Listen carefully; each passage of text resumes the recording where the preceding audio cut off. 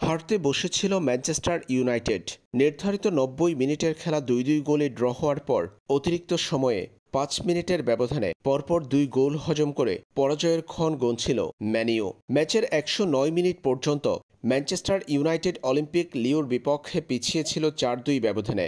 সেখান থেকে ঘুরে দাঁড়িয়েছে ম্যান ইউ। ব্রুনো ফার্নান্দেজের ম্যাচের ১১৪তম মিনিটের সময় পেনাল্টি গোলে ব্যবধান কমিয়েছে তারা। এরপর ব্রাজিলিয়ান তারকা কাসেমিরোর ২ অ্যাসিস্ট, যে ২ অ্যাসিস্টই ম্যানচেস্টার ইউনাইটেডের জয়ের ভিত গড়ে দিয়েছে। ১ মিনিটের ব্যবধানে ২ গোল করেছে ম্যান ইউ। অতিরিক্ত সময়ের শেষ মিনিটে ম্যাচের ২০ এবং ২১তম মিনিটে পরপর ২ গোলের দেখা পেয়েছে ম্যানচেস্টার ইউনাইটেড। মেইনো ও হ্যারি ম্যাগুয়েরের পরপর ২ গোলে অ্যাসিস্ট করেছেন ব্রাজিলিয়ান তারকা কাসেমিরো। তাতেই রুদ্ধশ্বাস এক জয় পেয়েছে ম্যানচেস্টার ইউনাইটেড। ইউএফা ইউরোপা লিগে এদিন অলিম্পিক লিওকে ম্যান ইউ পরাজিত করেছে ৫-৪ ব্যবধানে। প্রথম লেগে অলিম্পিক লিওর মাঠে ড্র হয়েছিল লড়াই। এরপর দ্বিতীয় লেগে এবার ওল্ড ট্রাফোর্ডে অলিম্পিক লিওকে ৫-৪ ব্যবধানে পরাজিত করে ইউএফা ইউরোপা লিগের সেমিফাইনাল নিশ্চিত করেছে ম্যান ইউ।